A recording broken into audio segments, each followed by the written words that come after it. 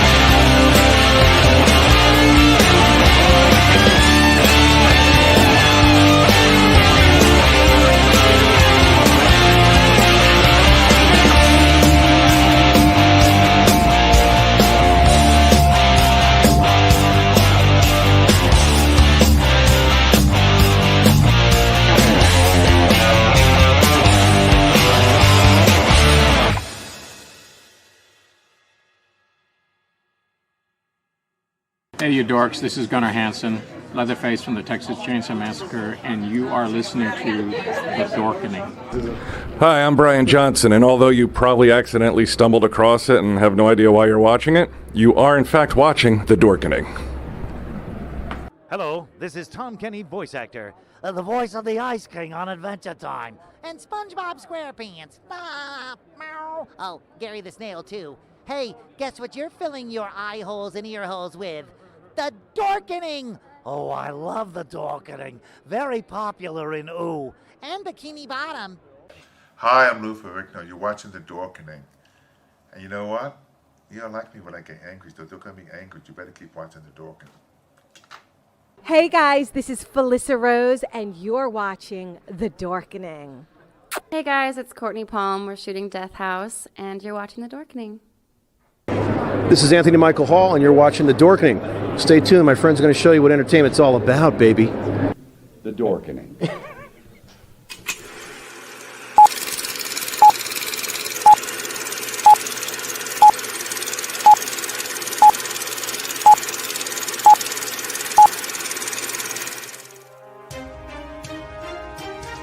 The Dorkening and all affiliated shows are not intended for anyone under the age of 18. The following may contain discussions or scenes that have adult situations, graphic violence, nudity, strong sexual content, and graphic language. This show is intended for mature audiences only. Viewer discretion is advised.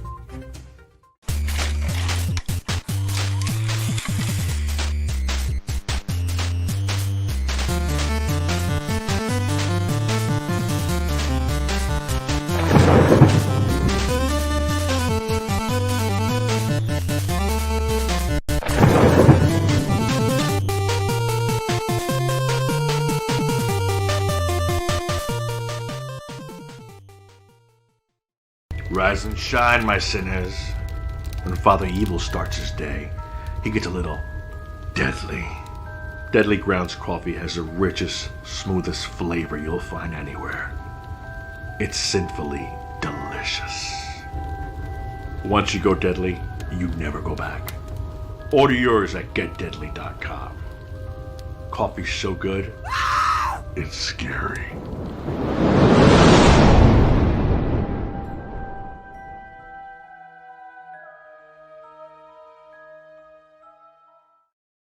Happy Tuesday, everyone. Splash Pages, the comic book club powered by the Dorkening, and we got an awesome show for you today. We're talking about a super dark storyline of Spider-Man, but before we get into that, Velvet Joker, how's it going, my friend? It's going good. How's everyone doing tonight? Doing great. Drew! Oh, we're on. Hey guys, thanks for helping us win an award, and let's get dark. Let's get dark. Chris, what do you got there? Nice. Nerd swag. Novelization and the all 6 issues, including the epilogue, Soul of the Hunter. And some of them are signed, too, by Mike Zeck. Nice. Yeah, DeMatteis was once upon a time here in Massachusetts just before COVID. I missed a chance to meet him. Oh, but I've had him on the show. He'll be on Splash Pages sometime in the future. Oh, it's pretty great. I love that cover. That's just friggin' dark. We got a bunch of people watching, so let us know what you think about Kraven's Last Hunt while we get into it. And, you know, this came out in 1987, and I haven't done it in a while. I'm going to channel my inner Sophia. Oh, God. Here we go. Am I still dreaming? You are. I know it. So picture Sicily, 1987. We paid a movie ticket price of $3.91 back then. Top movies of 1987 were Beverly Hills Cop, Fatal Attraction, Platoon, 3 Men and a Baby, where we watched a ghost, and The Untouchables.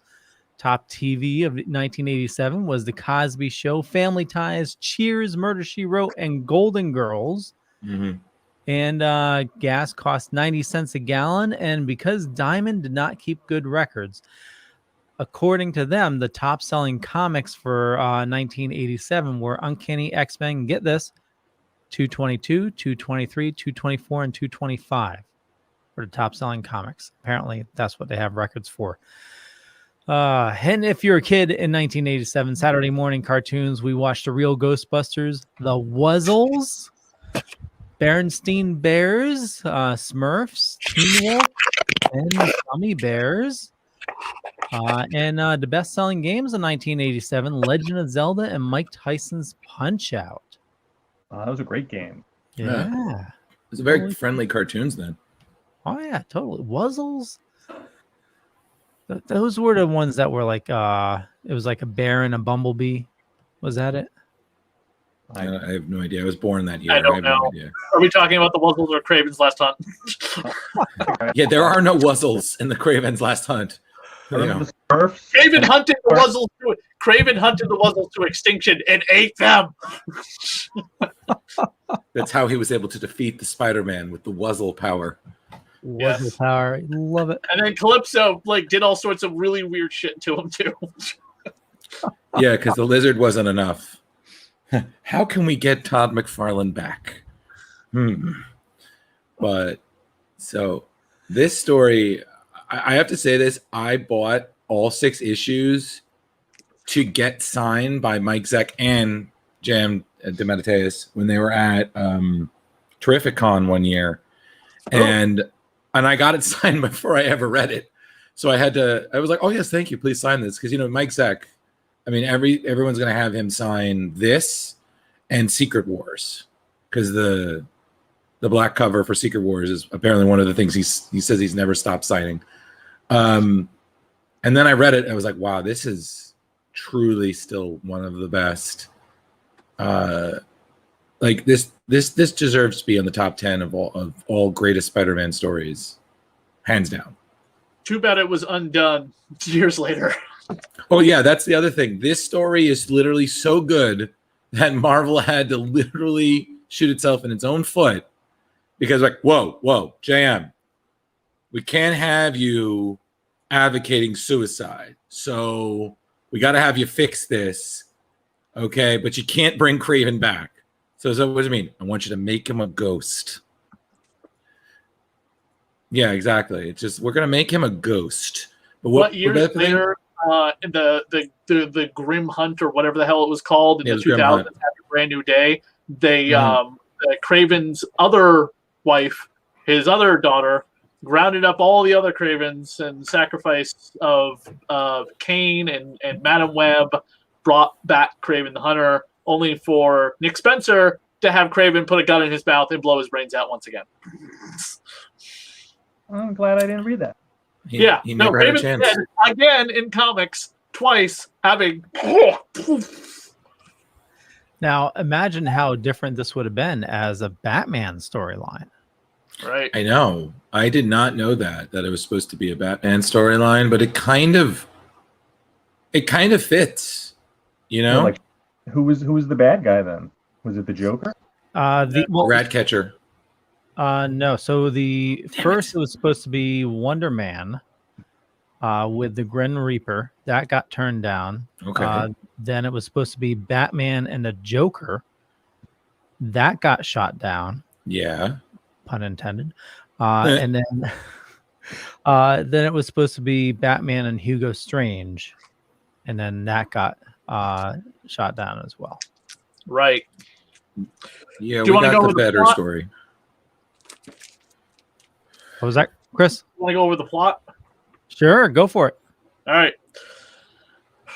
Kraven the Hunter, Kraven's last time. Fearful Cemetery, as it's also be called, would appear in Web of Spider-Man issues 31, 32, Amazing Spider-Man 293, 294, and Spectacular Spider-Man 131 and 132 in 1987 by Mike Zeck and DeMatteis. Kraven's aggravation with his inability to catch and kill Spider-Man has destroyed his sanity, and he hatches a final scheme that actually defeats Spider-Man and seemingly shoots him dead with a tranquilizer. Why? Not really clear. Kraven then buries him, and donning a copy of Spider-Man's costume, seeks to prove himself superior as the adversary's former activities, including hunting down the Captain America villain known as Vermin, who had been transformed into a rat man by Captain America's nemesis, Baron Zemo, as well as a bunch of other Animan kind of mutate people in horrible experiments. He starts roaming New York and brutally attacking criminals, including, coincidentally, a group of thugs who are about to mug Mary Jane after she's been about a week without her husband. Don't forget, these two just got married prior to this storyline. The culmination of these activities is Kraven's successfully unarmed capture of the supervillain Vermin eventually. Somebody that Spider-Man couldn't even defeat himself without the help of Captain America. After 2 weeks, Spider-Man revives from the effects of the tranquilizer Kraven shot himself with and manages to dig his way out of his own grave after many hallucinations. When Spider-Man confronts Kraven, he does not fight back, considering himself the victor and his final point at long last made, that he was able to defeat the Spider. Kraven releases Vermin, who attacks Spider-Man, thinking him to be the one who brutally beat him almost to death. Vermin is able to defeat Spider-Man, but Kraven intervenes before Vermin can kill him and allows Vermin to go free and tells Spider-Man he can pursue him if he desires, but that Kraven's hunting days have ended. While Spider-Man goes after Vermin, because Vermin is a cannibal and known to eat people, he needs to stop it from happening again. Kraven retires to his home, reminiscing about his past and his peace, puts on a nice fancy suit, and commits suicide with a shotgun. Spider-Man catches up with Vermin, is able to outwit him, and then goes home to his wife at long last. Nicely put. Yeah, this whole scene with Kraven chewing up the spiders and eating them, oh my god. Yeah, I lost my appetite that morning. Not gonna lie. Great imagery. Like, He had to become the spider, though. You know, but I think the thing what I really love about this is like the intensity was so palpable that it has a really nice cinematic feel to it. You know, like we're very used to Spider-Man because he's the jokey hero. We're very used to him being, you know, Mr. Jumps, Mr. Flips, Mr. Cracks jokes and whatnot. Yeah, there you go. See, we literally this the panel within the panel within the panel. That's like 20 panels. But and just real quick, I love that Spider-Man sitting on a sign with a raid. Yeah. And also, anyone who sees the covers of the images, this is not Venom that he is wearing. This is the thread costume he would be wearing. He would lose this costume right after this storyline because that's when Venom would show up. Right. Isn't this is the one, Chris, that Black Cat made him, right? Because she thought that he looked better in this suit, right? Yeah, unless he had more than one. But yes, Black Cat did sew him a brand new black and white costume because there was a storyline where he was missing for 3 months. Sorry, all 3 of his titles, not 3 months, but he was missing from all of his titles. But he had been fighting a villain and got blown and got caught in a blast. All his it was like the last of his costumes. It was destroyed, and the only costume he has is a piece of crap Halloween costume from Germany that Wolverine got him when he was running around Wolverine in Spider-Man versus Wolverine one-shot. Oh man, I got to write about that. Wolverine gave Spider-Man his worst costume. Yeah, what's funny though is Aunt Mary Jane would alter that costume too because she was like, "You need a costume. I can't stand the black and white one any longer, and you can't run around in your Fruit of the Looms." But what were you saying, Rich? I don't know. All right, good. You're doing great, buddy. Tipping in a lot. Yeah, I know, right? I know this is what happens when you take a nap for the show. I'm just awake. We will actually cover the coming up soon on the Spectacular show. The sins of the Father, whatever that story is, with Vermin and Spider-Man, and a lot of it is reminiscent of this because J.M. DeMatteis wrote both stories. We're going to get a lot of callbacks to this whole like Peter in the grave, like the issue where he's crawling out of the grave, like the psychosis going on in his head is some of the darkest Spider-Man images we've seen probably since Cooling Goth crucified Spider-Man back in Uncanny X-Men. Oh yeah.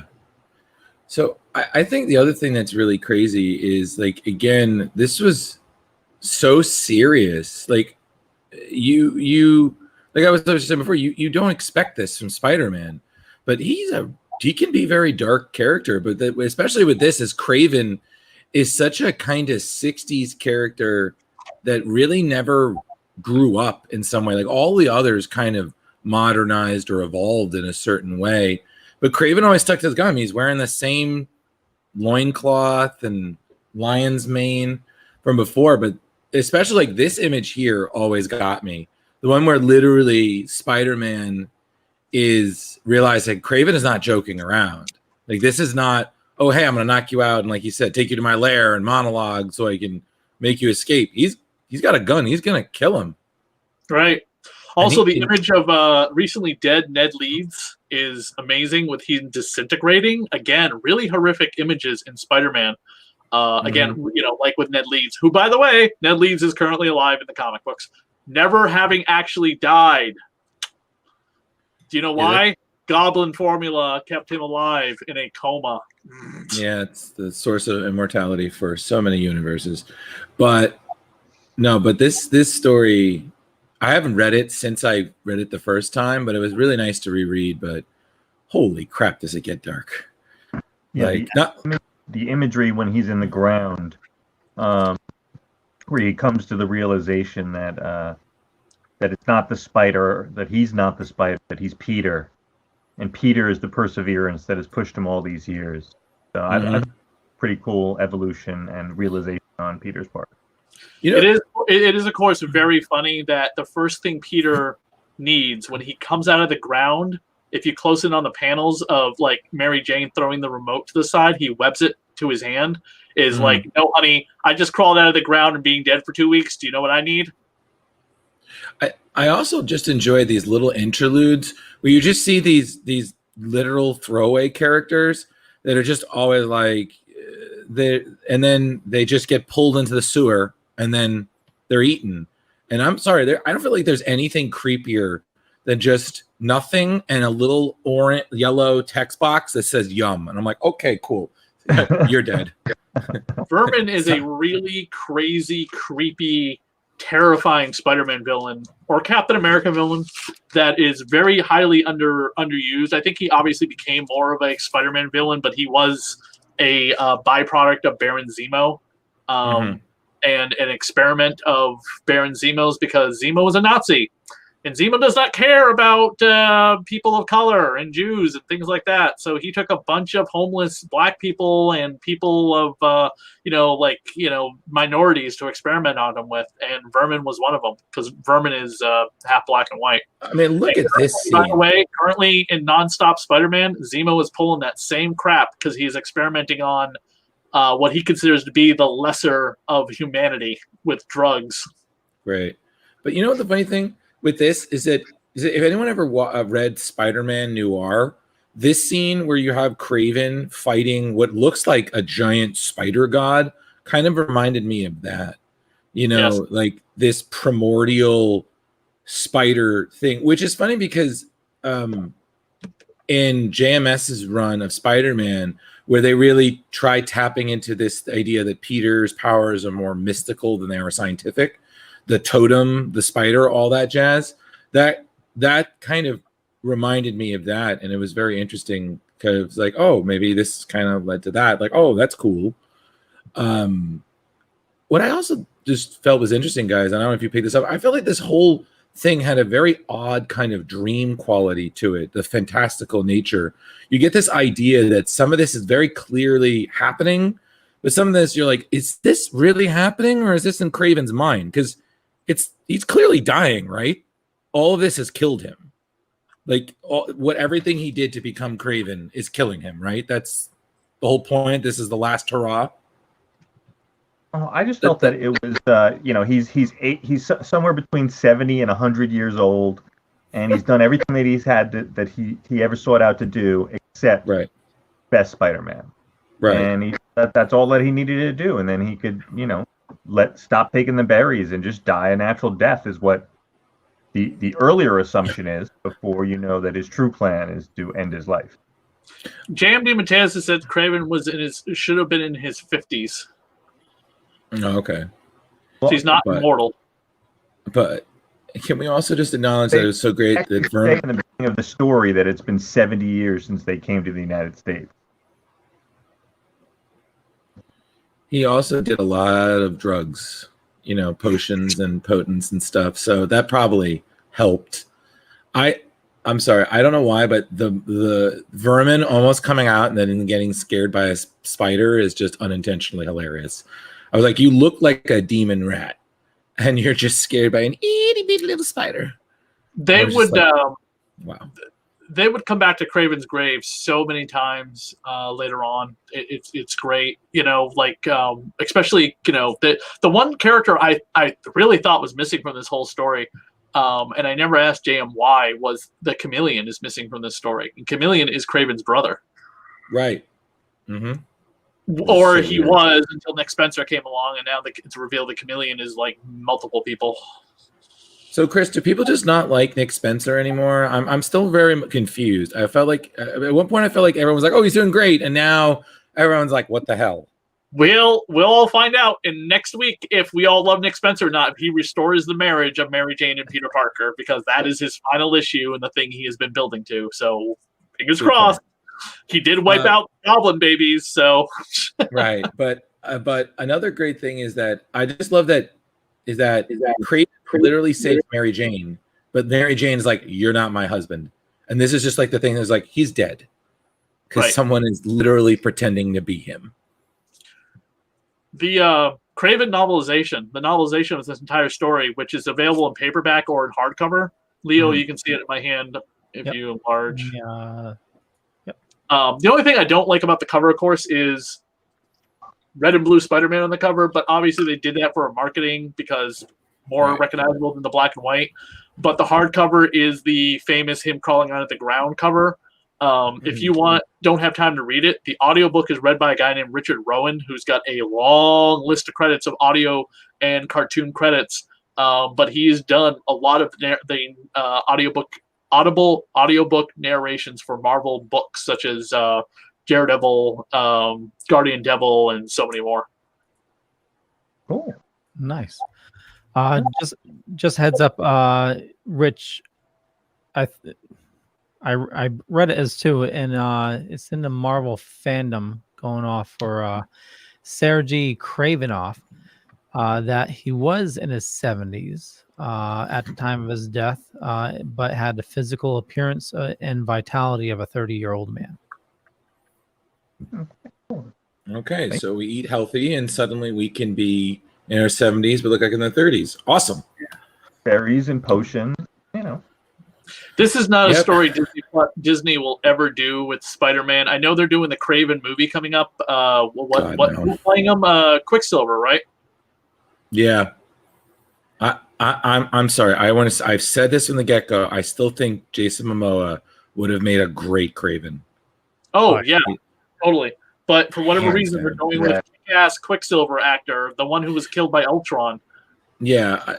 Also, I would love to see somebody at a con be Kraven in the spider suit. You know, just whip off his mask. I am Kraven, and I'm like, and it's like I just wanted to like pull a Nedry from Jurassic Park. Like, he's Kraven. He's Kraven. He's Kraven. See, nobody cares. I mean, I'm really hoping that Disney will tap their animation to start doing animated movies, because it's something that Sony has wanted to do for a while, and I don't know if they're beheld by the rights of Spider-Man television animation is under the control of Disney. When it comes to movies and theaters, Sony has control, but television and direct-to-DVD rights are owned by Disney, so that's the split. But Kraven's the Last Hunt would make an excellent animated movie if they can't do it live action with a full voice cast. Especially if they keep, I would say, 60% of the material as is. Listen, let's just be real here. They're never going to 100% adapt something. They're always going to change things and whatnot. That's an inevitability. But in Leo, I'm just like, you just keep flipping through, and it's like I'm reliving it. Like this scene. Well, yeah. Oh God, this creeped me out a little. Yeah, the rats like eating the police officer is just insane. The mass. Oh, that wasn't the creepy thing to me. It's what he did to this one other officer. He licked her. I had it for a while. I had a Vermin action figure. The head snapped off. I gotta super glue the head back on. But the body of the Vermin toy is actually a repainted Shang-Chi toy because he can do a karate chop. But it's a Vermin head on a Shang-Chi repainted body. Wow. Marvel back in the 90s, like the 90s and the 2000s, would take a lot of figures and repaint them with like new head sculpts to become new figures. And He-Man did it a lot. But this Vermin figure I had for a long time until the head snapped off. That is the best, worst toy I've ever heard of. I was like, what flea market did you get that from? And they're like, Marvel 90s. I was like, of supernatural figures. There was a ghost Doctor Strange, so it was a glow-in-the-dark Doctor Strange. It was a Dormammu figure. It was a Man-Thing figure, which was basically a repainted Sasquatch from Alpha Flight, and the Vermin figure, again, whose body was Shang-Chi, but with a new head for Vermin. Like, look at that. Like, I was like, oh God. So thought that was his mother. He was going to lick his mother like that. Ugh. Yeah, and he keeps on saying, I love you, and she's freaking out. Oh my God. Oh yeah, he does lick his mother like that because he captures his mother when he gets it back in his head. Oh, Daddy did bad things to me. I'm going to take it out on Mom. And then Vermin's backstory is so messed up. It's disgusting. Yeah. We'll get to it. It's spectacular. Yeah, and then even this moment with the rat in the cage, like I was like, Kraven, you are just going all in, you know? And then he's just sitting there with that sadistic little grin. He kind of, like the way that Mike Zeck drawed him, he kind of reminded me a bit of Jason Wynn from Spawn. A little, just kind of sadistic man of power, enjoying like toying and breaking with things. Like, look at that, that psychotic little, like, oh, yeah, I won't kill you. I'm going to kill you. I got a knife. Yeah, I thought it was like arrogant madness. Yeah. Yeah. Well, it's because the robe, Rich, you know. The purple really brings out the psychoticness in one's eyes. Is my interpretation true? I'm sorry. No, no.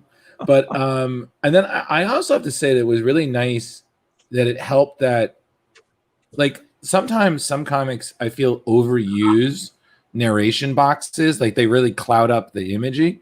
But it was really nice that how Marvel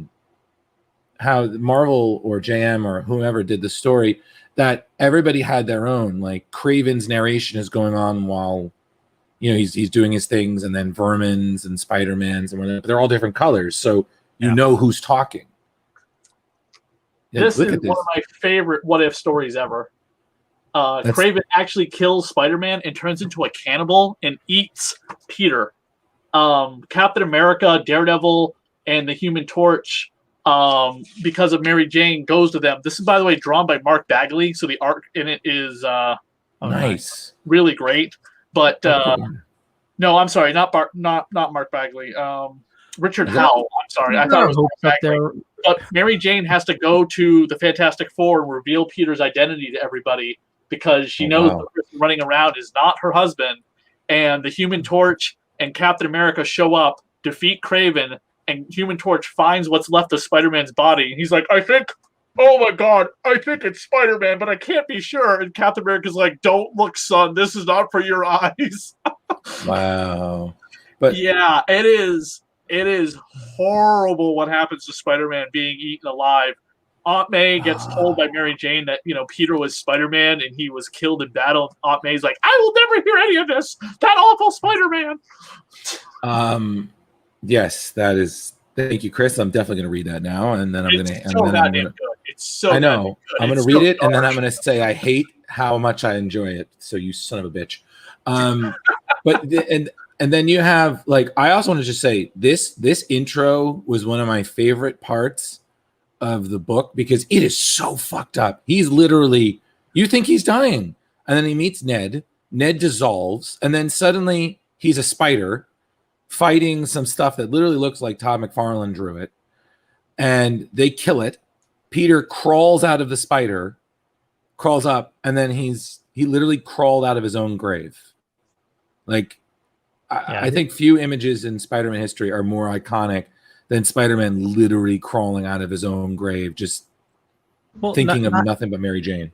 Not only that is the story, everything just melds so perfectly.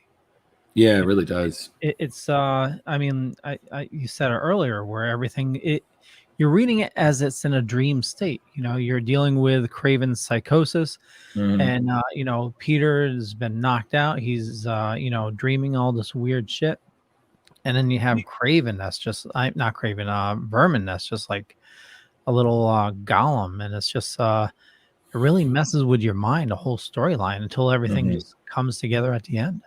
Leo, post up the picture I just posted in group so everyone in the podcast can see. This is a statue at Wonderland Comics in Connecticut that they have on display in the middle of the store. It's the life-size statue of Spider-Man crawling up from his own grave. Yeah, I think I heard about that.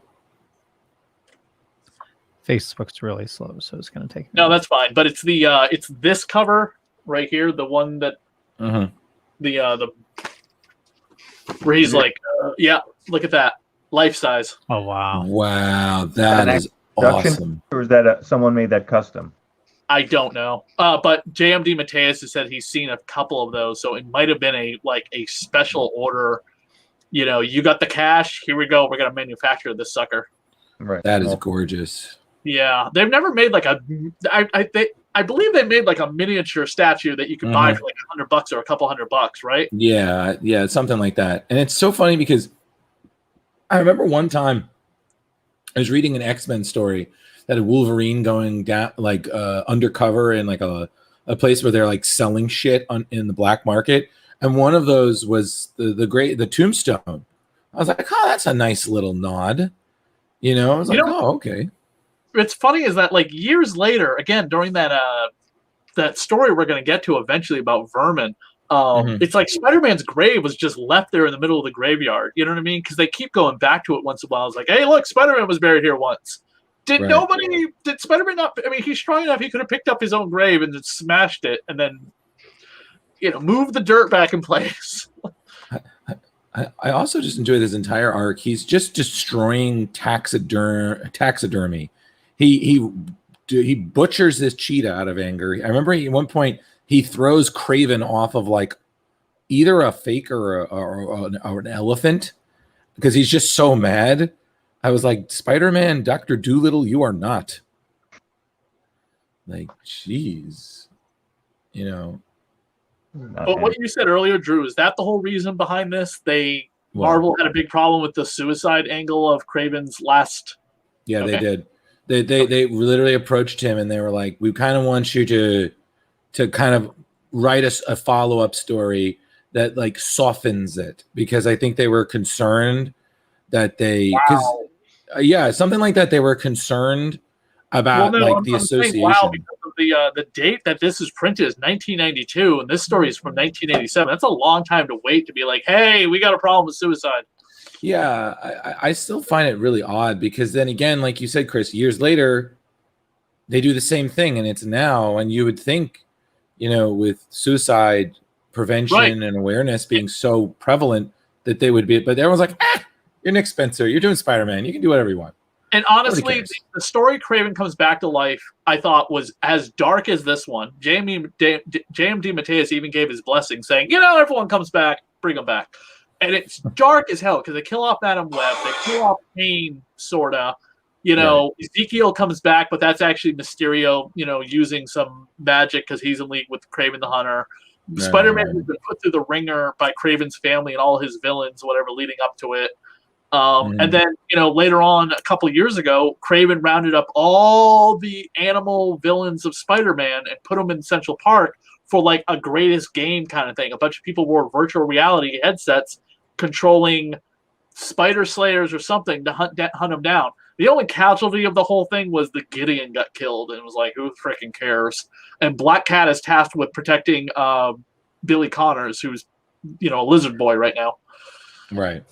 So just real quick, Soul of the Hunter, according to Wikipedia here, it was done as a response to a widespread misinterpretation of the suicide scene in Chapter 5 of Kraven's Last Hunt. DeMatteis recalled that Tom Defalco had gotten a bunch of letters from people saying, "Oh, you're glorifying suicide." Normally, they would dismiss this as just usual rantings, except it really disturbed me. I believe this is DeMatteis saying that people would think that the purpose of the story was to glorify suicide. That is something I would never do. That is not my view of life or the universe. Okay. All right. Well, okay. So he did it to set the matter straight. It wasn't just editorial. Be like, you got to fix this. People are complaining. So, okay. So I was half right. So apologies, everyone. No, it's fine. Just no apologies. I don't think it's glorifying suicide. He's a villain. He's a crazy person. They're not telling people go out and do that. I mean, here's the problem. It's the same thing like Stan Lee getting those letters back in the 60s saying, like when the Comic Code Authority was just like, you can't put drugs in comics. And Stan's like, I'm not going to tell people how to look for drugs or how to do drugs. I just want to tell them why drugs are bad. And this story, Kraven the Hunter is the villain. He's a psychopath. He's crazy as all get out. And we're not talking like crazy like people who need help with mental health problems. Kraven the Hunter is a psychopath. He is a deranged serial killer individual. There is no redemption for him. Leo, can you go back a little bit? I wanted to make a point about something. Just to go back to the Peter, Mary Jane. Another great thing is that I feel like a lot of times with Mary Jane stories, like artists will always go for the sex appeal, like, oh, she's sexy, she's Spider-Man's model, redhead model wife, and everything. I feel like this is one of the first ones where she literally looks very human. She's terrified, she's upset, she's grieving. She, like in this scene, I feel like it's one of the most human moments that you really see Peter and Mary Jane share, not just as a couple, but as husband and wife. She thought he was dead. He'd been gone for 3 weeks, and then he's back. Yeah. I mean, they don't always write Mary Jane with some of the best stories. Jerry Conway probably has some of the best written Mary Jane stories. This is Parallel Lives, which is a Mary Jane, Dr. Octopus, Spider-Man kind of like dealing with grief and problems. And we really get into Mary Jane's backstory about why is she the carefree party animal? Why does she always being like, oh, I'm going to go party all night? Because she's got a lot of crap that she is not ever dealt with until she confronted her father, who was a complete and utter scumbag asshole. He was an embezzler who put his own daughter in prison. And her mom died, and just a lot of they don't always need to write. You're right, Drew. They don't always need to write Mary Jane as like this, like this, like the hey Tiger, you just hit the jackpot. I'm super hot. Right. So. Also, Rich, what do you think, Rich? I feel like I feel like you've been very quiet, which is very strange to me because you're very chatty. So I'm like, are you going to kill us? No, not at all. But I mean, Chris is the Spider-Man shaman, so I mean, he knows most of the facts. No, I'm not. I'm like, running. I'm not saying you're running over the show or anything. I'm not saying anything like that at all. I'm just letting you have the most knowledge. Oh my God, that's great! I'm going to remember that. Chris, the Spider-Man shaman. I do read every issue of Spider-Man that he's in. That's in continuity. Yes, that is true. That's very true. I cannot believe Spider-Man's, by the way, about to be published 3 times a month once again. Can anyone believe that? Yes, because if they can do it with Batman, they can do it with Spider-Man. Why is Batman published 3 times a month? At this rate, it's probably going to happen. Like, no, I don't know anymore. For a while, it was because you. Yes, had, it was. Then when what's his name? Not Nick Spencer, the guy before him, Dan Slott took over. They went back to twice a month, and they've been on a twice a month schedule for years. However, with Ben Reilly taking over as Spider-Man again, because Peter's going to get badly hurt, they announced they are going to be publishing 3 times a month, but they're not lowering the price. It's still $3.99 an issue. And I'm good. So, but back to this. The darkness that they portray in this. I mean, this is almost a perfect story. But the one detractor for me is it really bummed me out that we never had a Peter reaction to Kraven killing himself. That just one thing bugged me. Okay. They just never come to that, and I'm like, well, like he's never told, like it just doesn't happen. Never had. I don't know, Chris, did they ever do like an epilogue, like just one shot of that or anything?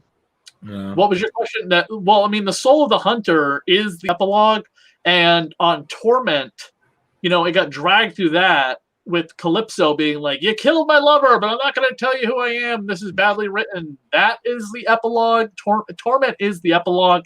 The thing is, they've had like 4 epilogues before Kraven got brought back to life. So we're just sticking with him being dead.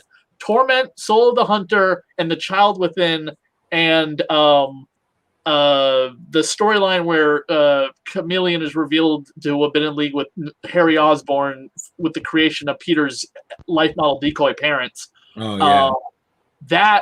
Those 4 stories are all epilogues to Kraven's story.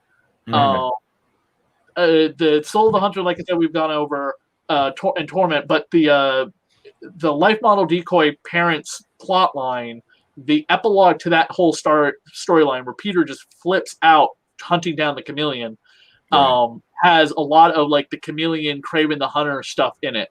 In fact, the cover to one of the issues has Spider-Man holding Kraven's grave above his head, about to smash the Chameleon's face in, and the Chameleon is transforming back and forth between Kraven the Hunter and the Chameleon, because Kraven beat the crap out of his brother every chance he got, which caused the Chameleon to have all sorts of problems, because the Chameleon doesn't know his own identity.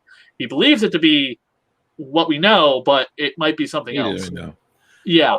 Also, that's just as grave. I mean, in this issue, as soon as Kraven commits his suicide, his man butler they bury him right away. So there's really, right. And also the Grim Hunter, who showed up in Adjective-less Spider-Man issue number 50. This guy, his manservant, the black guy, would resurface again to like coax the Grim Hunter into like, hey, by the way, Spider-Man killed your father, go kill him, even though I know that didn't happen. Right. And Leo, are you trying to get us under the hour? Because I feel like you're just I'm listening to Chris or Rich or you talk, and I'm just watching the comic flip. I was like, yeah, but what do we want to talk about, Leo? Like, come on. No, because the book's huge. We're still only halfway through. Oh, I know. We're halfway there. No, I get it. No, because, okay, I'm sorry. This graphic novel also has the What If in the first issue of Kraven and the Captain America Vermin. So I'm sorry. Oh, it does? That's cool. Yeah. Is that a Marvel team up? I think so. Yeah, I think that's the Marvel team up where the 2 actors play Captain America and Spider-Man for the cover. It's like a photo cosplay cover. One of the earliest. Yeah, I'll back up a little bit though. I thought. Yeah, no, I found it funny. I was just like, I'm reading it as we're talking, and I'm like, Leo, are you trying to get us under the hour? Like, we're fine. I know we are. I know we're fine. We're fine, baby. It's all good. It's copacetic.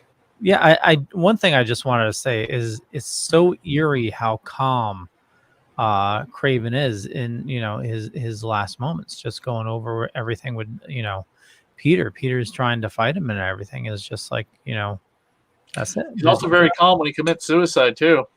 Yeah, I think this is I think that's the thing, is that he did it. He beat Spider-Man. He not only proved himself, he said it. I have proved myself. You're superior. There's no reason for us to fight. You were the last big prey I needed to beat, and I've done that. My thing is, Vermin is clearly like, someone's got to bring him back. The guy takes a knife to the hand and just pulls out and just runs. And later on, he's fighting fine. I was like, man, Zima, what the hell did you do to this kid? Holy crap. No, but it's like I said, it's just, you get that very, and it doesn't help that it's also like happening during a storm. So you can kind of hear the rainfall as the scene's going on. Like, you're just watching these panels. You can almost hear the rain falling. You get that weird sort of ear. God damn it, man. That ambiance, you know, and it's just like you said, like, it feels like it's a perfect ending. And then they said my mother was insane. And I'm like, bam. But again, a lot of that is just to credit to Mike Zeck. I mean, what a great job he did with this story. And that's, and like you guys say, like, there's a reason certain stories, whether it's Spider-Man, Superman, Batman, whomever, they stand the test of time. Like, there's nothing here that's really tying it down to any sort of modernism. Like, this could have easily happened today in some way. There's nothing that really dates it. So that's why it has that very timeless feel to it. You know, right? And they Marvel never come out with their timeline of events other than like the history of the Marvel Universe retconning the Vietnam War as an Asian Pacific War. Whenever Spider-Man references something like this long ago, it was a few years ago. You know what I mean? At one point, I understand why Marvel feels like the characters are getting too old, and they need to like rein it back in a little bit to make them seem a little bit younger. Because at some point, it did feel like certain Spider-Man stories, like this one, did happen an incredibly long time ago, and it did in 1987. You know, that's almost that's 35 years ago. Yeah. So I mean. But you're right. This could have happened for Spider-Man at any point, you know, even if he had the red and blue on. But the black and white makes it more darker, you know, more relevant, more serious. Let's face it. If you saw Kraven in the red and blue, it looked so goddamn fucking stupid. I mean, the black and white with Kraven is so much better. Yeah, yeah, I agree. What would you say, Rich? The impact of this book. I mean, I was in 1987. I was 16 years old. I remember reading this. Wow. And being like, what? I was 8 years old. Put it down, put it up again, reread it. Like, did I just really read this at this time? Because, I mean, it feels like nothing is a shock. But back then, that was big. That was, wow, this guy just killed himself in a comic book. Blew his own head off. So, you know what, Leo, we should do coming up in a week or two? We should do Brand New Day. One More Day if they do retcon it. Oh my God. Okay. You know what I mean? If they fix One More Day, we should do One More Day. Can we be drinking while we do it? Because I feel like that would be hilarious. We all get wasted reviewing One More Day. It won't be that bad of an experience. If Nick Spencer does fix One More Day, then doing it will be a lot of fun. But if he doesn't, I'm just saying if we What, make it a game, married? Is that the thing? They might. I thought I explained that earlier in the show. Yeah, that's Chris, what they're hold on. In Rich's defense, Chris, you throw a lot of information at us. Okay. All right. Long story short, Rich, you said you read issue 74, right? Yeah. The New Amazing. So you know, at the very end of that issue, Doctor Strange and Mephisto are like, because because Peter touched an orb in Doctor Strange's house when Kindred was causing all sorts of problems, and it activated badly. It activated badly to Peter's presence, and Doctor Strange is like, that could only have happened if you had made a deal with a demon. What the hell did you do? And Doctor Strange looked into the orb and discovered One More Day, the retcon. And Nick Spencer, since his very first storyline, has been building up to possibly finally undoing One More Day with a lot of hints dropped. And the biggest one is Doctor Strange meeting with Mephisto to talk about Spider-Man and what deal did Spider-Man make. It's the only deal that we are aware of Spider-Man has ever made is the One More Day deal to fix his secret identity and to heal Aunt May. Right. So Amazing Spider-Man 875 comes out next week, not this week, but next week. If it comes out on time, big $10 100-page issue. One of the biggest questions in comics is finally going to get answered. So Rich, it's the Washington Tower of middle fingers to Joe Quesada. Like it is the big, because he was one of the biggest advocates. He was one of the biggest advocates. He was like, listen, Peter should have stayed single and whatnot. Him being married, no. So, right. You're going to rewrite his marriage? By the way, Joe Quesada admitted that he wanted to do that to Superman. Years later, DC Comics would do that with New 52, and every fucking person hated it. And guess what? Superman and Lois are married on a television show and currently still in comics. Thank God. Exactly. It's just, Joe, sit down. Just stick to doing covers occasionally, okay? So Drew, he's no longer editor-in-chief at Marvel, by the way. Yep. So Drew, if we do a drunk comics segment, you're gonna have to think of a name for the segment or the special. Everyone takes a drink every time I flip out about One More Day. No. I already know the title. It's a Spider-Man One More Drink. Nice. I'm sorry. I would bring the biggest bottle. I'm like, we're doing a Spider-Man arc. We're drinking. We're doing One More Day. Okay. I have an extra copy of One More Day. I will go out on the back porch over a metal trash can and live on this burn One More Day. I will burn it. No, Chris, you can't mix alcohol and fire, please. Yes, I can. I will burn my copies of One More Day as the retcon has been fixed. If Nick Spencer does it, you build a ramp behind the house and jump it with your motorcycle over One More Day. Let's do that. Rich, don't encourage some evil Knievel shit with this guy. He'll do it. Hold on. Oh man, work with me a little bit. My Ghost Rider, by the way, my custom-made Ghost Rider motorcycle helmet is in the mail. Oh my god. I can't. It's got the skull here and the flames on the side of the helmet. Nice. So I'm riding down the street with a motorcycle. People would just be like, "That's the Ghost Rider." Just Johnny Blaze Ghost Rider. What was that? Is it Johnny Blaze Ghost Rider or the newer version? It's just a skull with the flames on the side. It's a custom helmet. Before we get back into this, just on that note, when I was a kid, I was buying comics and just for like the covers and stuff like that. Just for fun. just for fun. And I remember waking up in the middle of the night, seeing a glowing skull, thinking, "What the fuck is that?" And I didn't realize the Ghost Rider was glow in the dark cover. Oh yeah, scared the shit out of me. Nicely gone. Nice going. Oh, by the way, I don't know if you guys saw, but I made a new nickname for Leo. He's the Snake Man. It's his gangster name. Nice. When you need someone to take care, you call the Snake Man. Nice. Rich, I did that especially for you. And on that note, back to Kraven's Hunt, where there are no snakes, but a ton of rats. So in this section here, it's so friggin' powerful. So at the end, it's just Kraven saying, Spider-Man saying, "I'll be back." He says, "I don't doubt it. Every man, every woman, every nation, every age has its Spider. You have been mine. What a burden, what an honor."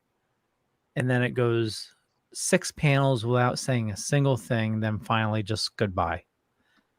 It's just so powerful. So let me ask you this because I was kind of wondering, do you feel the comic should have ended on him dying, or do you feel that it was better that Spider-Man went to deal with Vermin? What do you think?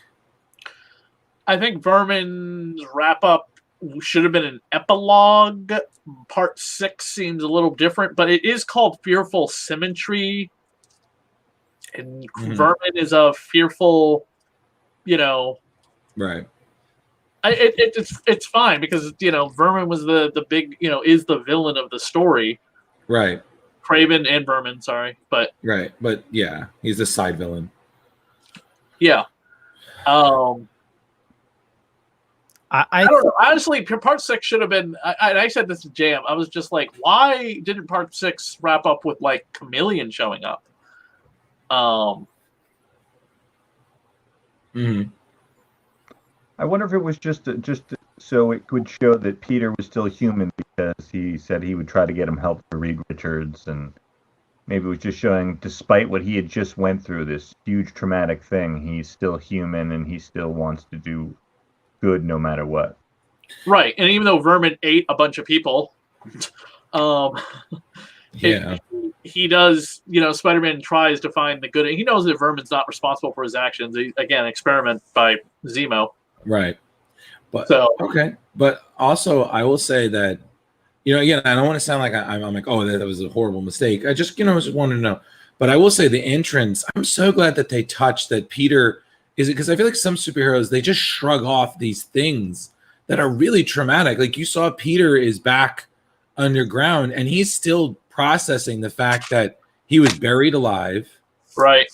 And he had to literally, and this is before Kill Bill made it look cool, he had to literally punch his way out of a coffin and to the ground just to get free. Like that's a extreme claustrophobia, and and it clearly still messing with him. I mean, he keeps jumping back and forth with it, but I get that's more Jam's great writing. Like it was so honest. Yeah, It's funny. It was just it's a constant era of dark Spider-Man stories, because the storyline after this, by the way, Leo, if you can close up on this. Leo. Yep. Okay. Spider-Man insane. Spider-Man goes to the Mad Dog War trying to help a friend. Well, 87. Well, 80s. Wait, this is 87, right? 87. So yeah, we would start to see that darker trend of comics, right? I mean, Watchmen was 1985. Killing Joke was around then. A little.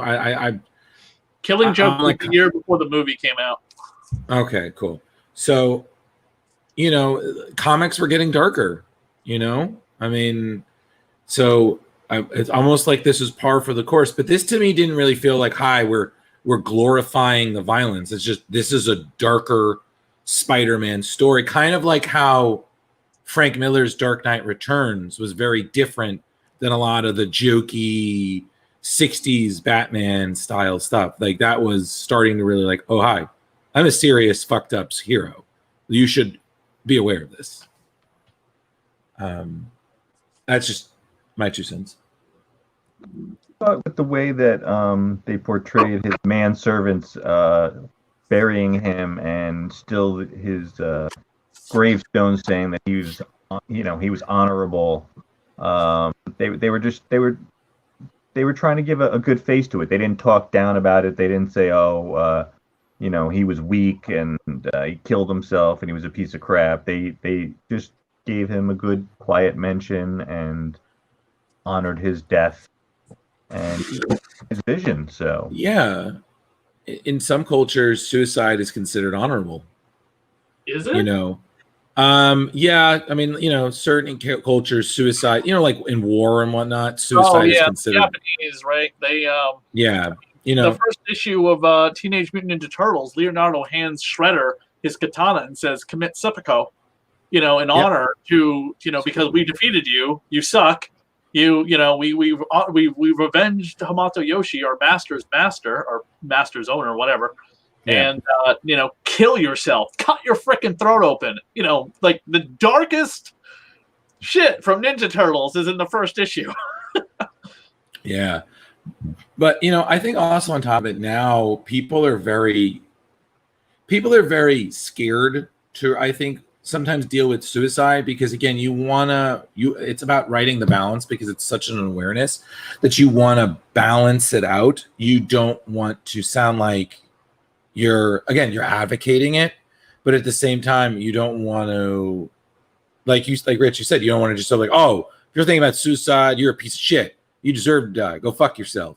And it's just like, it's about finding that balance where you're respectful, but it's also like, hi, this might be something you may want to talk to somebody about because that could help. So, I mean, again, I never read this story. I was like, wow, like to quote Always Sunny in Philadelphia, wow, suicide's badass. I never said that. I was just like, wow, it was just a shocking way to end the story. It was very powerful, because I feel like he was the first Spider-Man villain who did something like that, right? I don't really recall any of his other villains. Like, yes, they died, like, through their own machinations or to the fault of others, or explosion and shit.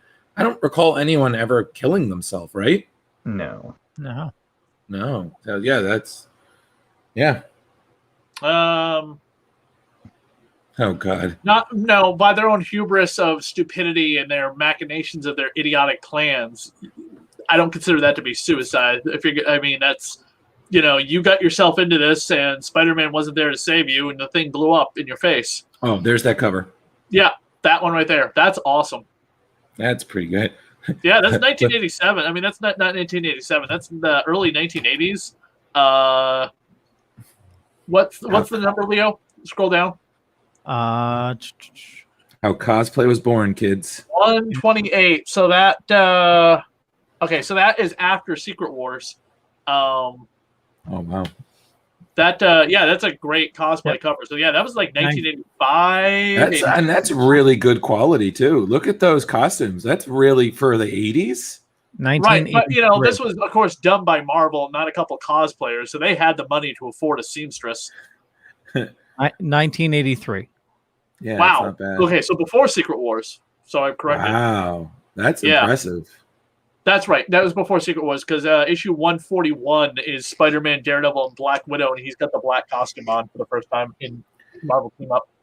I have to say, don't you just love the juxtaposition? We were just reading Lee and Ditko, and then we're here, and this is JM, and I can't see who that artist is. Terry Gamble. Terry Gamble. Yeah, like look at the difference in how Spider-Man's evolved. It's crazy. Yeah, Kerry Gamble did the breakdowns. Mike Esposito did the finished art. Oh, nice. It's a good artist. Leo, I've got to. He's got. Well, yeah, we covered the whole thing anyway. I weigh like a vampire. How many web shooters are we giving it this week? What? That's good. I like that. Little change. We upgraded from crowbars to web shooters because we're now an award-winning show. Okay, I like this. We got a little ego. Well, we can change it up for this. So, web tablet refills would it be? Web capsules. Web capsules. Okay. I don't know. I don't ask me these things. I don't do that. Spectacular. I'm not doing that here. Listen, ask Mr. Madam Web over there. It's a great book. Everyone should buy. Are we doing out of 5 or out of 10? It's out of 5, right? Out of 5, yeah. I am gonna give it 4.5 web capsules. Oh, cartridges. It's cartridges. Oh, cartridges, yeah. Web cartridges. Oh, sorry. Speaking of which, by the way, you can go to Target or Walmart right now and buy the Spider-Man No Way Home web shooters. They were on the store shelves. I saw. Oh, hey. Yeah. They come in gold. It's the gold and black web shooters. Like they're the web shooters you've seen 1,000 times for every Spider-Man movie that's ever put them out. But this time they're gold and black because that's the current costume that they need to sell toys. I can't. Do you see a giant Devastator there? I can't afford to buy anything right now. He's on a budget now. He's finally on a budget. He's like his wife has said stop. And he's like, okay, honey. I had to buy the Chinese knockoff, wait 6 weeks for it to show up. She's got the lawyer, the divorce lawyer on speed dial. Don't make me hit that button. You buy the devil. Oh, whoa. You know what's funny? This just popped in my head. I feel like one day I'm doing the show with Chris, and I just feel one day he's going to show up. He's going to be Stan Lee. It's just going to be his version of Stan Lee. It's just going to be, hello, true believers. We're going to start, that was the other thing I saw at Target. The Stanley Mego figure was out. It was $25 though. I was like, no. Aw. But I could just see that. It's funny because I was talking to a friend about working with Chris and everything, and I was like, what's it like? I was like, well, it's kind of, I feel like I'm Ditko working with Stan Lee. I'm just along for the ride. I'm just like, he's got such good ideas. I'm like, okay, Chris, sure. I'll do this. That's how I just feel with General. I was like, all right, whatever. I'm not going to cash my checks. No matter how much money it would make. No. I'm just gonna be alone. Well, bitter. New episode of Drew and I's show will be out later this week. Part 1 of Cosmic Spider-Man. We'll be recording part 2 coming up soon. Don't forget that show's bi-weekly. We're covering 2 issues at a time because of the amount of content in it. Read a bunch of Act of Vengeance stuff this week. Oh my god. He's very psyched. So you can find us over at the Spectacular Spider-Man, Spectacular Sal Buscema era podcast. Mm-hmm. For anyone listening to this one, James DeMatteis will come on this podcast sometime in the future. Gonna give him a good heads up about it though, and he'll be on the Spectacular show when his run on that starts and Jerry Conway's run ends. You can also find me on Goth Girl Horror, the Hack Slash podcast, which we have a huge celebrity guest on this week. Joshua Williamson came on the show, current writer of Batman for DC Comics, and former writer of Flash. And he's also doing the Infinite Frontier as well, so that's awesome. He's great. And but he came on for Hack Slash versus Nailbiter, so we covered all his Nailbiter stuff. We didn't cover any of his Flash stuff or Batman stuff. But he gave me his contact information, and he said he'd come on Radio of Horror, talk about more Nailbiter and other horror stuff that he's written. So I'm looking forward to that. Hey, Leo Rich, did I tell you I finally started reading Hack Slash, and I just keep giving Chris updates? Like, oh my God, this is so great. And all he just does is he Han Solos me. He's just like, I know. Like, I know. If you listened to my show, you would have got to this revelation sooner. And I was just like, don't talk down to me. Okay, I'm taller than you. Don't do that. Okay? Like, just because you have a bike. Don't do that, okay? I'm on board now. Circles around you, Drew. Hey, listen, I have a friend now. I'm hooking her on it. I'm pretty sure I'm convincing her to be Cassie, and I'll do Vlad. So, very psyched. But just want to share that with all of you. All right, I got approvals on all costumes, so I got to see what she looks like as Cassie. No, you should be Cassie, and she should be Vlad, but like gender swap it up. I hate you so much. You should be like with the fishnets, but wear pants, not a skirt, and the Vlad, she can be like, she can paint herself like gray and just have a really terrible like coughing accent. Yep. You know what? When we're done, I'm gonna tell her you said that, and if she actually says yes, I might think about it. I might think about it for 2 reasons: to see your face and to what Tim Seeley would say. Yes, the writer. Wear the fishnet top, by the way. There are some things the internet is not ready for, and that is one of them. So, okay, Chris, you got to go. So go. Yeah. How many web cartridges, Chris? I love the book. Go buy it on Amazon. I give it all the web cartridges. That's 5, everybody. I speak Chris. That's 5. Do we have a link, by the way, for the Dorkening to buy? Do you have an Amazon store that like money goes to the Dorkening account? I do. Yeah. Oh, okay, good. All right. Yeah. Matter of fact, if you click on the link in the show notes for Kraven's Last Hunt, that is our affiliate link. Okay. Good. So yeah, any Amazon link I put. So like the last 6 weeks, it was like 38 cents. So raking it in. All right, gotta go. Okay. All right. Have a good one, boss. Okay, Drew. Listen, I'm honestly, I'm gonna go because I very rarely give something perfect stars. I'm gonna go with 4.5. This is still one of the best, hands down. And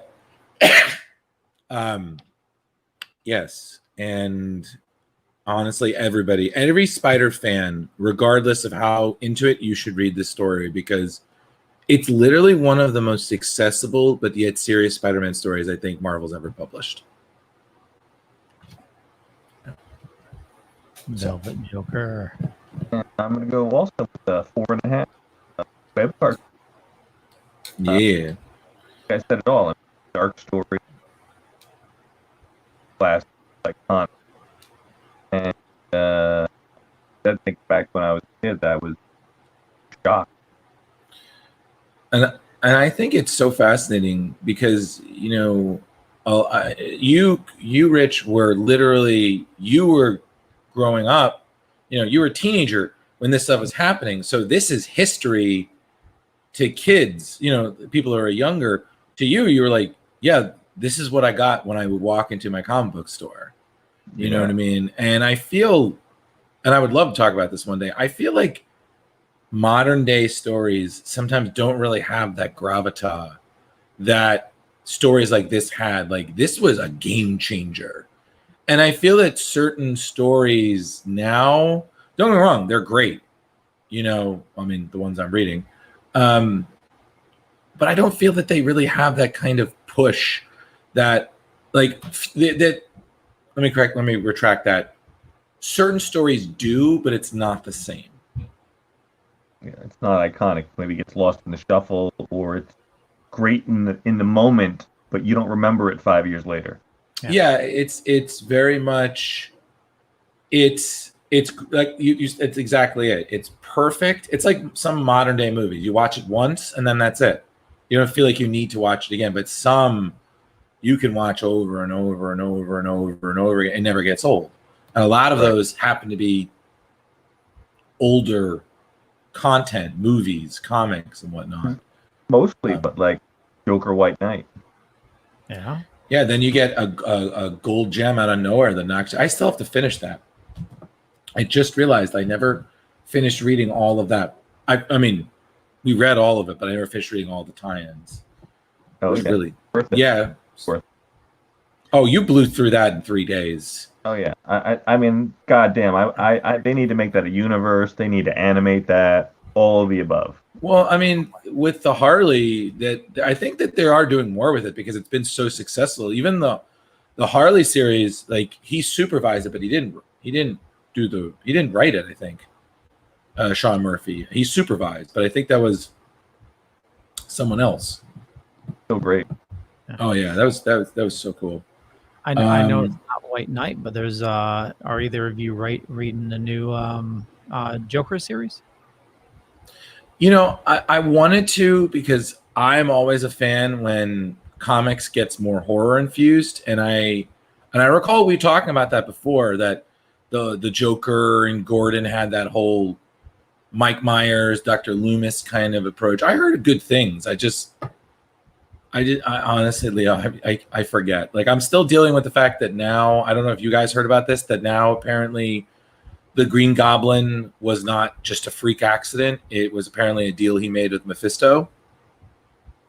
Yeah. So I just read that. Yeah, I'm writing an article about that because how that revelation makes the moment in Spider-Man when he mocks her for her prayers so much darker.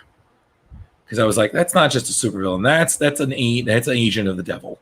He's literally saying, screw you, finish your shit, I'm gonna fuck you still up. I was like, come on, man, it's Rosemary Harris, she's old. Like, leave Aunt May alone. Save it for the hot Aunt May. She could probably still beat your ass. But at least we finally got Mephisto again. Yeah. He never goes away. I just always find it so amusing that people forget that he's literally the devil.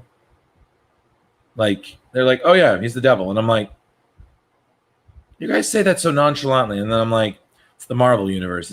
That's probably like a Monday to them, you know. Also, significant moments that I feel like we should address. We lost a great one today, Norm Macdonald. Yeah, always pushing buttons. That Norm. I literally wanted to come on the show wearing an oversized hat, just so I could just like, yep, see Turd Ferguson, yep, It's oversized hat. It's funny. I'm sorry. I have always, and me and my friend of mine, maybe we'll finally do it one year. We always wanted to do a celebrity Jeopardy group from SNL, and I would be Alex Trebek, just because I just want to just be thoroughly annoyed the entire time, and my friend would be Sean Connery. Oh, that'd be awesome. But now I feel like we definitely have to have someone be Turd Ferguson, just because so we could have that whole thing. No, but he was great. He was so funny, and it's so sad because my girlfriend, she was going to see him in a comedy show last year, but she forgot, and by the time she remembered, the tickets were too expensive. So she was able to do it, and now it's like I was like, babe, I was there. George Carlin went to my campus one time for a show, and I passed it up, and I've been kicking myself ever since. I was able to see George Carlin. Actually, I got the a newspaper cover signed by him. Oh, how was that in person? Was that amazing? Oh my God, he was insane. I saw him and Stephen Wright. Wow! Within like the same month. What a show! Right. Yeah, Stephen Wright was awesome. Also, but did you did you bruise your ribs laughing? Because I would have. Yeah. Back then, it was. I mean, this was early '90s. I was a huge George Carlin fan. Like, I saw all his specials and everything. It's just you can't get funnier than him. Well, you can, but I mean, it's just No, can you imagine what he would say about today, like the modern age? I feel like I would love to hear his opinion on cancel culture and just so much, because I would just be like, Grandpa, you can keep talking. I'm going to sit down and watch you. You know, that special that never got released, that because 9/11 happened. Oh yeah, he did a special, and I forget what it was called. It was called like something really that would not go well with 9/11. Oh wow! Like he was about to release this whole like concert tour and album, and it all got for 9/11. Jeez. That's crazy. But I had to address that. And then I don't know, is there any, like, have you guys been watching Marvel What If? I'm still behind. I'm up to date. I really enjoyed the last two episodes, both super dark. Okay. So it's worth checking out? Yeah. You've seen none of it yet? I haven't seen any of it. But I will say this, though. I did see Shang-Chi, and boy, I loved that. I thought that was great. I have not stopped occasionally humming Hotel California. No, I haven't seen it, so you guys don't ruin it for me. I know you probably both saw it. No, I haven't seen it. I will say this, Rich. You will never look at karaoke the same. That's all I'm going to say. They did release Trevor's deleted scene, and it's friggin' hilarious. Oh, awesome. Okay. Yeah. I'll check that out. Yeah. But Rich, it really is worth it, because it doesn't, it still feels like a Marvel movie, but it's really nice is it has all of the workings of an old school kung fu movie. It's basically what we wanted Iron Fist to be. Right. Well, I read Shang-Chi in the 70s as a comic book, so I'm kind of excited to see it. And to see in the trailer that they had, what was his name? Razor Fist? He was Shang-Chi baddie back then, so it's cool. They honored that and brought that into the movie. And Awkwafina does okay. I think in another 2 weeks, maybe. Okay. But and also, I was very impressed with Awkwafina. I thought she was just going to be another, I felt like they're kind of Kevin Harding her. We're like, oh, we need a plucky, sarcastic Asian sidekick, Awkwafina. But she did a good job. Like she, and no, the story was really good. I was pleasantly surprised. What I didn't like is it was the first time I've seen a movie in a movie theater in about 2 years. And right behind us was the most obnoxious row of teenagers that you can imagine. I have never heard more shushing in a movie in my life. Like they talked, they threw popcorn at each other, they they giggled. They made fart noises when it was a slow moment that wasn't an action scene. And what's even worse is that some of them actually mocked when some of the characters were speaking in like they're Asian actors. So they're speaking, I think, in Chinese. I think I heard some Mandarin, and I was just like, I almost was like, and people were telling them to shut the hell up. I almost wanted to be a manager, be like, I'm sorry, there are some unsupervised children that need their parents in art. Can you see Drew? Oh, okay. Sorry, I've been clarified by the other person watching who told them off in the most spectacular way that I can't say on the show that they were actually preteens. So apologies. So no apologies needed. But it's you have not been enveloped into the Leo culture. I would have went to the manager. I have had so many people thrown out of the theaters. It is not funny. Well, I mean, listen, I knew if this has been an Alamo Draft House, they would have been out by the second fart noise, but we chose to see it in a normal movie theater, an AMC. And now I'm like, I don't know if I can go back. Just go to the manager, Drew. I know. I didn't want to be that guy, but sometimes you have to be that guy, Leo. Oh, yeah, totally. Release your inner Karen, I don't think you want that. No, seriously, you go to the theater to enjoy it. It's just like, it's you got people, just disrespecting the movie and disrespecting others, Yeah, because it's not just you. Like if there was nobody in the theater, okay, you can do what the hell you want. Like just you can be rude. But we're watching it too. So if you're ruining the don't get me wrong, I still enjoyed the hell of the movie, but if we're experiencing it too and you're ruining that, I just almost wanted to say, I hope something you love gets ruined or gets a shitty reboot. Yeah. So you can understand how disappointed we are that you kind of literally dookied on something we enjoyed. Well, I got to say that is one of the things of the pandemic. I know a lot of people are bummed because they really enjoy going to the movies, and I enjoy aspects of it, but I really like sitting on my couch and being able to hit pause, grabbing whatever snack I want, and not cost me $30 fucking. And not having to worry about pants sometimes too, right? Yeah, exactly. Just feeling, just being naked from the waist down. Did you see how his eyes lit up? He was like, yeah, right? It was just like, he came alive. I go home, I take my pants off. Well, that's just your right as a sitcom dad. You just Goldberg it. But did your growing up in the 80s, did your dads do that? No, my father never did it, but the stereotype of on the couch watching an old show from their childhood while drinking some beverage, doesn't have to be alcohol, that is 100% accurate. See, my dad, as soon as he got home, drawers got dropped. He's on his couch, just relaxing, and no matter who came over, it's just like the Goldbergs. Yeah, just nobody bother me. Yeah. I think that's now just a homeowner thing. Like me, sometimes I'm just like, life is just better without pants. It is.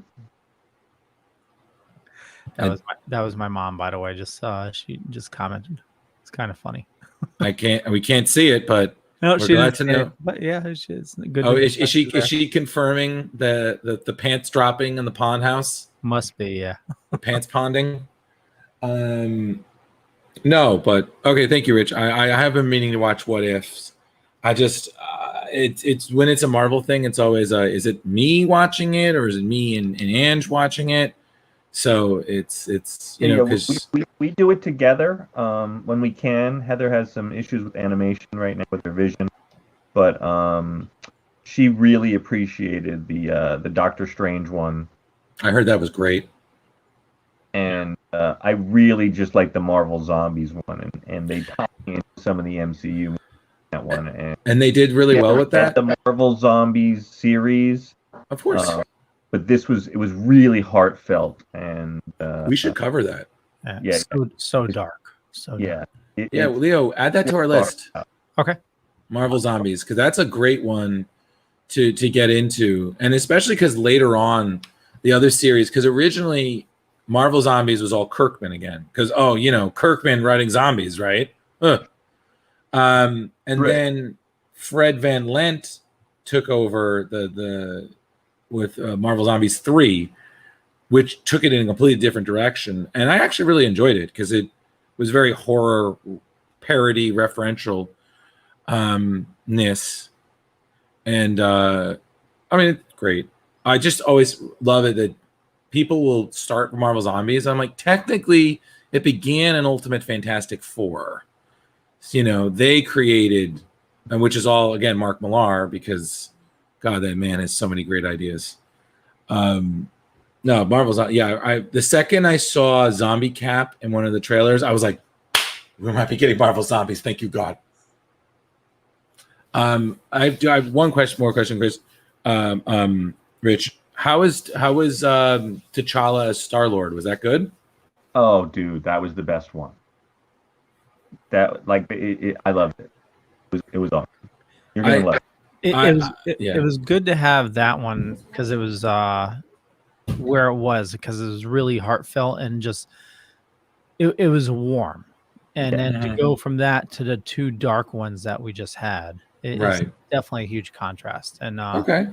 And Drew, I'll leave it at this: to see what the effect of the person or the character that T'Challa was, right, being thrown into the world of getting sucked up by Yondu instead of Peter Quill, and the effect that character has on that world and that universe was really like just fun and different writing, not what you would expect. Well, that's good. I mean, listen, that's all we could ask for, especially considering that the what if thing has been a concept since 1977. So, that's the thing I love is that people are like, oh, this is so great. I was like, guys, it's been like we're almost rocking almost 5 decades of what if stories. Heck, Spider Shadows, the Chip Zdarsky one right now, it's awesome. Right. Like, it's great hearing a lot of their voices, like hearing I can't think of the name right now, the character that passed that played Black Panther. Chadwick Boseman. Yeah, Chadwick Boseman. To hear his voice and knowing that he knew at that point that would probably be his last time ever playing that character. Yeah, it's Benedict Cumberbatch play Doctor Strange in a really heartfelt way. It really connects the whole universe, and it's really kind of brilliant on Disney's part. And I love how they're circling the wagons. And I'm even going to segue now to all the guys in the Dorkening. First thing, I think yesterday or the morning before, we're all like, oh, Hawkeye. And I knew that I couldn't watch it until I got home to see it with Heather. And oh my God, I was not expecting the brilliance of that trailer. Yeah. Oh, the second I saw that it was Christmas, I was like, oh, I'm sold, because I'm such a Christmas fan. So, and now I appreciate it more because I've read almost all. I think I just met one trade paperback of all of Matt Fraction's run of Hawkeye, and honestly, that's my favorite thing that he's written because it was just so fucking brilliant. I mean, he won an award because one issue had literally Lucky the Pizza Dog solving crime. What? This shouldn't work, but it's amazing. No, but I'm so excited, and I think it's great. And I'm so glad to see Hawkeye getting some well-deserved time. And also, it's just nice to see them acknowledging more of the fallout from Endgame, because it's such a big thing. And, Spider-Man Far From Home, Far From Home did that. Shang-Chi will do that a little, but I'm not going to say how.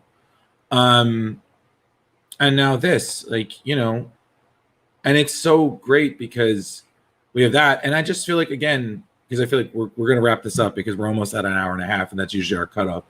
I just think that this is just more proof that Marvel is just slowly, subtly building up the Young Avengers. Because Haley Steinfeld as Kate Bishop, she looks great. She's got the humor down. And I'm sorry, I totally laughed when she draws the arrow. It's like, you have more dangerous arrows than this? Yeah. It's like, Yeah. Now, what was her name in the Young Avengers? Was it Hawkeye? Yeah, it was Hawkeye, and they had that whole thing because she met him after Cap died. Because at one point, Clint Barton was trying to be Captain America, and he gave her shit for it. And he said, "Yeah, Captain America gave me this name. Like, the fuck, bro." And they even had an archery contest to see who would win the title, and it was great. Yeah, it's all we should also Leo add Matt Fraction's Hawkeye, one of those volumes, to the list because that's a good read. It's a really good read. Okay. And speaking of, what's our book next week? I'm tired of messaging you about it. So according to Google Drive, it is Batman Earth 1. Yes, that's one of mine. Fantastic. Hold on. Yes, this is a great sort of Elseworld. Yep. I cannot wait for that. That's fantastic. I'm sorry. I have to apologize, Rich. There are no clowns, but it's still great. Rich, have you read it? No, I have not read that one. Okay, I'll put Drew, just an Elseworld story. Yeah, it's kind of Elseworldian. It takes place in a different Earth. Okay, I like those. Are always fun. Earth 2, right? No, it's an Earth 1. Earth yeah, 1? The writers Earth are 1 in Elseworld stories. Yeah, because what happened was that they did Superman Earth 1. That was JMS and Shane Davis. Then they did this, and then they had Grant Morrison and Yannick Paquette do Wonder Woman, and then they had people whose name I don't remember because I didn't care do Green Lantern Earth 1, and then they had Jeff Lemire and Terry Dodson do Teen Titans Earth 1. So that's technically all the same universe. But Earth 1 is Batman is Jeff Johns and Gary Frank. And the third volume of that was recently released this year. Yep. So, yeah. I don't know why I said it was Earth 2 because the title is Earth 1. It's okay. It's fine, Lou. Don't worry. Rich, I assume you're going to love it. So I will put all 3 volumes into the drives. Sweet. Like it. All right. Nice. All right. Last thing I'm going to leave you with as you watch What If Zombies, pay close attention to what Bucky says to Cap. Yes, sir. It definitely ties into a bunch of stuff. And Drew, since you weren't here last week, congratulations, my fellow king. Yeah. Indeed, we did it. People actually give a shit about us. We're kings, but that is our emperor. I don't. Yeah, listen. No, whatever. I'm the jester. You two are the kings. And so what are you referencing, Velvet Joker? What am I referencing? I'm not referencing anything. Who, me? I don't know. I don't want to be recognized. Just leave me alone. Leave me alone. No, I love you guys. You know, we have a good time. I can't wait to have my little amalgam. I know it's all in fun and great but I'm totally gonna put it up on like the shelf and like dust it and stuff. Awesome. Mm-hmm. Absolutely love it. So Velvet Joker, where do you like people interacting with you? Velvet Joker 2021 on Instagram or Rich Davis on Facebook. And not doing any projects at the moment, but just hanging out and having a good time, talking with my boys. Cool. Drew. Hello there. I'm Drew Mollo. You can find me in Drew Mollo on Facebook. I'm also on Instagram, Ghostbushman 1984. I do work for Screen Rant. I do stuff for the Dorkening. You can find me, and I'm very excited about what we have planned next because it's going to be great. Awesome. And for me, just Google Leo Pond. You'll find a bunch of stuff. Could be true, could be not. But more importantly, follow these awesome dudes. Their information in the show notes up above or down below. I run a little thing called the Dorkening Podcast Network. Just about 40 shows on the network. A lot of awesome people doing a lot of awesome stuff. And with that, we'll catch you guys later. Bye. Bye, everyone.